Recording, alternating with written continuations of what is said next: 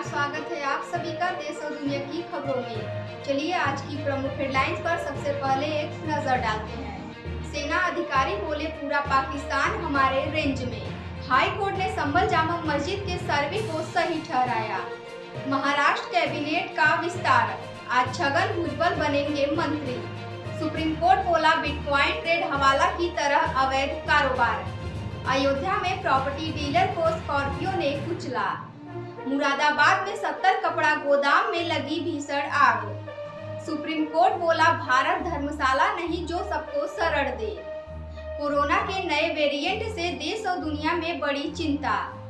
महाराष्ट्र झारखंड में बिजली गिरने से 7 की मौत। बंगाल में शिक्षकों का प्रदर्शन, ममता बोली बाहरी लोग शामिल। आप सभी का एक बार फिर से स्वागत है।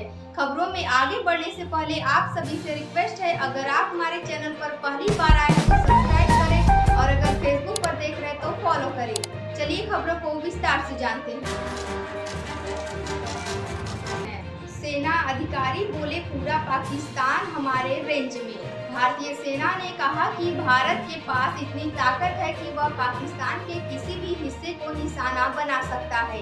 एयर डिफेंस प्रमुख लेफ्टिनेंट जनरल सुमेध इवाना ने कहा, चाहे पाकिस्तानी सेना अपना मुख्यालय रावलपिंडी से हटाकर चाहे खैबर पख्तून तक कहीं और क्यों न ले जाए, हमारी रेंज में ही रहेगा।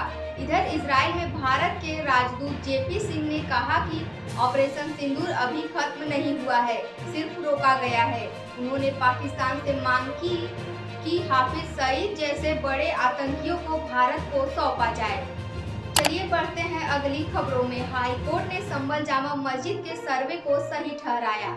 इलाहाबाद हाई कोर्ट ने यूपी के संभल की जामा मस्जिद के सर्वे पर रोक लगाने से इनकार कर दिया। कोर्ट ने मस्जिद कमेटी की उस सिविल रिवीजन याचिका को खारिज कर दिया जिसमें सर्वे पर रोक की मांग की गई थी। जस्टिस रोहित रंजन अग्रवाल की बेंच ने सोमवार को यह आदेश दिया। कोर्ट ने कहा, अब तक इस मामले में जो भी कार्रवाई हुई वह सही है। हम कोर्ट कमिश्नर सर्वे में हस्तक्षेप नहीं करेंगे। हिंदू पक्ष की ओर से दाखिल केस सुनने योग्य है। कोर्ट कमीशन सर्वे और दाखिल वाद पहले की तरह ही जारी रहेगा, यानी जामा मस्जिद है या मंदिर, इसका मुकदमा भी संभल लोअर कोर्ट में चलता रहेगा। आज की अगली खबरों में है महाराष्ट्र कैबिनेट का विस्तार, आज छगन भुजबल बनेंगे मंत्री। नेशनलिस्ट कांग्रेस पार्टी के नेता छगन भुजबल आज मंत्री पद की शपथ लेंगे। उन्होंने सोमवार रात खुद इसकी जानकारी दी। भुजबल ने बताया कि उन्हें मंगलवार मुख्यमंत्री देवेंद्र फडणवीस की अध्यक्षता वाली महाराष्ट्र कैबिनेट में शामिल किया जाएगा। महाराष्ट्र में महायुति गठबंधन की सरकार है। इसमें भाजपा, शिवसेना और उप मुख्यमंत्री अजित पवार के नेतृत्व वाली एनसीपी शामिल है। भाजपा के सूत्रों ने भी भुजबल को मंत्री बनाने की पुष्टि की है। राज्यपाल सीपी राधाकृष्णन आज सुबह 10 बजे राजभवन में उन्हें शपथ दिलाएंगे। चलिए देखते हैं अगली खबरों को। सुप्रीम कोर्ट बोला बिटकॉइन ट्रेड हवाला की तरह अवैध कारोबार।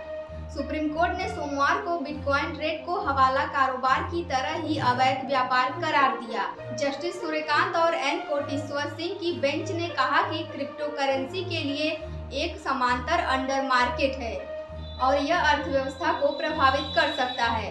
कोर्ट ने केंद्र सरकार से पूछा कि आप क्रिप्टो करेंसी को रेगुलेट करने के लिए स्पष्ट नीति क्यों नहीं बनाते। बेंच ने केंद्र सरकार को याद दिलाया कि उसने लगभग 2 साल पहले डिजिटल करेंसी को लेकर भारत की नीति पर स्पष्टता मांगी थी। इसके बावजूद सरकार इसे रेगुलेट करने में विफल रही। यह एक महत्वपूर्ण मुद्दे पर आंखें मूंदने के समान है। बढ़ते हैं अगली खबरों में। अयोध्या में प्रॉपर्टी डीलर को स्कॉर्पियो ने कुचला।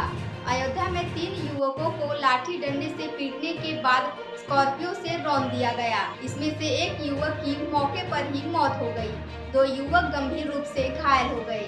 इस दौरान आरोपियों ने फायरिंग भी की। गोली चलने की आवाज सुनकर गांव वाले पहुंचे तो आरोपी भाग गए।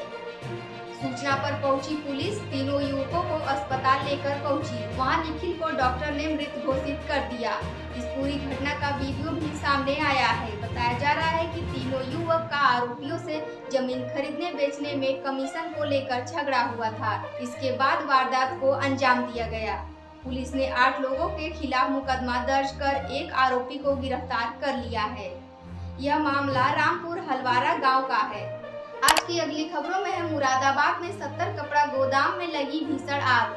मुरादाबाद में सोमवार शाम पुराने कपड़ों के गोदाम में भीषण आग लग गई और हवा तेज चलने की वजह से आग 5 गोदामों से फैलकर 70 गोदामों तक पहुंच गई। मौके पर काम कर रहे मजदूर जान बचाकर भागे। फायर ब्रिगेड की 10 से 12 गाड़ियां मौके पर पहुंची। रात 2:30 बजे तक 60 फायर कर्मी आग पर काबू पाने का प्रयास कर रहे थे, जिसके बाद आसपास के घरों को खाली करा दिया गया है। चलिए जानते हैं अगली खबरों को। सुप्रीम कोर्ट बोला भारत धर्मशाला नहीं जो सबको शरण दे। सुप्रीम कोर्ट ने श्रीलंकाई शरणार्थी से जुड़े एक मामले में सोमवार को कहा कि भारत कोई धर्मशाला नहीं, दुनिया भर से आए शरणार्थियों को भारत में शरण क्यों दे। हम 140 करोड़ लोगों के साथ संघर्ष कर रहे हैं। हम हर जगह से आए शरणार्थियों को शरण नहीं दे सकते। दरअसल मद्रास हाई कोर्ट ने श्रीलंकाई नागरिक को यूएपीए मामले में 7 साल की सजा पूरी होते ही तुरंत भारत छोड़ देने का आदेश दिया था। इसके खिलाफ उसने सुप्रीम कोर्ट में याचिका दाखिल कर हस्तक्षेप करने की मांग की। चलिए जानते हैं अगली खबरों को। कोरोना के नए वेरिएंट से देश और दुनिया में बड़ी चिंता। एशिया के सिंगापुर, हांगकांग, चीन और थाईलैंड में कोरोना वायरस के मामले फिर से बढ़ रहे हैं। इन देशों में नए मामलों की संख्या में इजाफा हो रहा है। सिंगापुर में 1 मई से 19 मई के बीच 3000 मरीज सामने आए हैं और यह मामला अप्रैल लास्ट तक 28% तक बढ़ गया है। वहीं हांगकांग में जनवरी से अब तक 81 मामले सामने आए हैं। इनमें से 30 की मौत भी हो चुकी है। इसके साथ ही चीन और थाईलैंड में भी अलर्ट जारी किया गया। हालांकि यहां मरीजों की संख्या के बारे में कोई जानकारी नहीं दी गई, लेकिन भारत में अब तक इससे जुड़े 93 मामले सामने आए हैं। आज की अगली खबरों में है महाराष्ट्र, झारखंड में बिजली गिरने से 7 की मौत। मौसम विभाग ने मंगलवार को एमपी, यूपी समेत 11 राज्यों में आंधी बारिश के साथ तूफान का अलर्ट जारी किया है। झारखंड, बिहार समेत 13 राज्यों में भारी बारिश की चेतावनी है। वहीं हरियाणा, राजस्थान समेत 4 जिलों में हीटवेव चल सकती है। राजस्थान में एक तरफ तेज गर्मी पड़ रही है, वहीं बीकानेर के कई जिलों में सोमवार को पारा 45 डिग्री से अधिक पहुंच गया है। महाराष्ट्र में बिजली गिरने से 2 और झारखंड में 5 मौतें हुई।